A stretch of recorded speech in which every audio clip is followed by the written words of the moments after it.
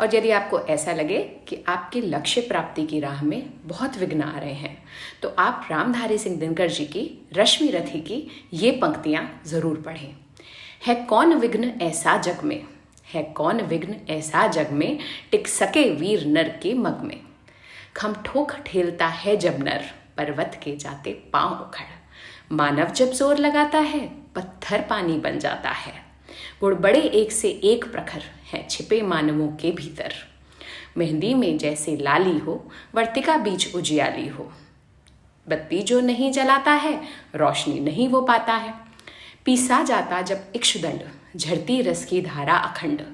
मेहंदी जब सहती है प्रहार, ललनाओं का बनती श्रृंगार। जब फूल पिरोए जाते हैं, हम उनको गले लगाते हैं।